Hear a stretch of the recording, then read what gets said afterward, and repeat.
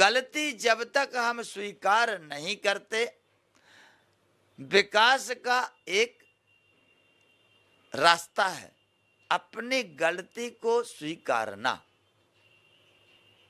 अपनी गलती को स्वीकारना और गलती स्वीकार करके उस गलती को सुधारना, और जो आपकी कामयाबियां हैं उन पर अमल करना, उन कामयाबी के रास्ते पर चलना, उनका उपयोग अच्छी तरह से करना। यह आपकी उत्थान का, आपके विकास का, आपके आदर्शों की रक्षा का एक अति उत्तम उपाय है।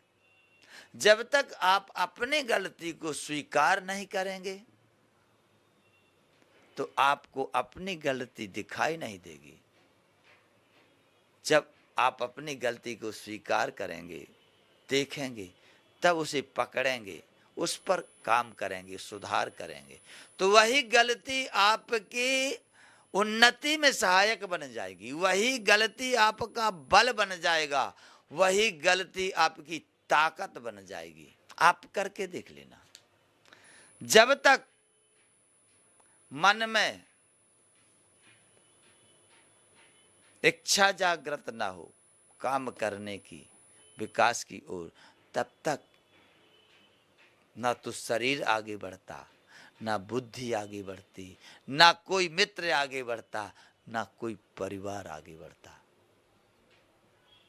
अर्थात जब आपकी इच्छा जागृत होगी तब सब आगे बढ़ जाएंगे। इसी प्रकार जब आपका मन जागृत होगा, विवेक जागृत होगा कि हमें यह कार्य करना है, अपने बल पर करना है, तो आप ध्यान के द्वारा भी ये सारे कार्य निपटा सकते हो। इनमें आपको ऑटोमेटिक बल मिलेगा, क्योंकि कुछ कार्य ऐसे होते हैं जो प्रारब्धाधीन होते हैं, कुछ कार्य ऐसे होते हैं जो कर्म क्रियमाण होते हैं।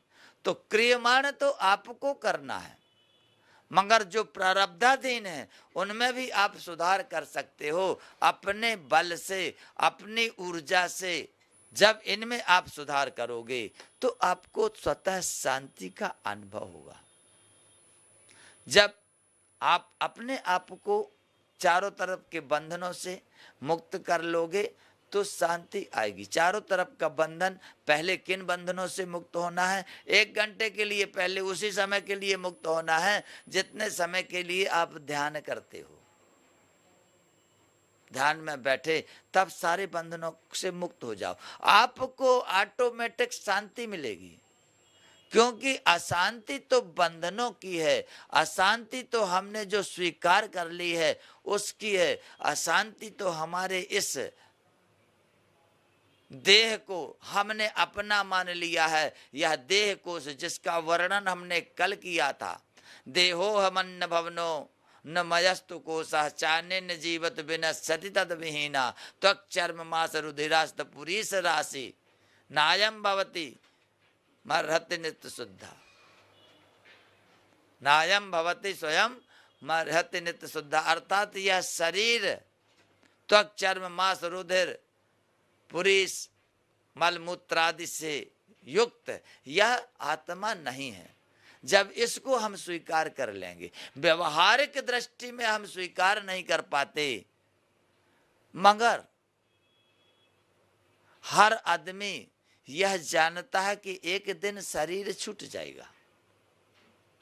हर संस्था, हर मजहब, हिंदू हो, मुसलमान हो, सिख हो, ईसाई हो, परिवार हो, ब्राह्मण हो, क्षत्रिय हो, वैश्य हो, शूद्र हो, विद्यार्थी हो, सन्यासी हो, साधु हो, कोई भी हो, सब इस बात को स्वीकार करते हैं कि एक दिन शरीर छूट जाएगा।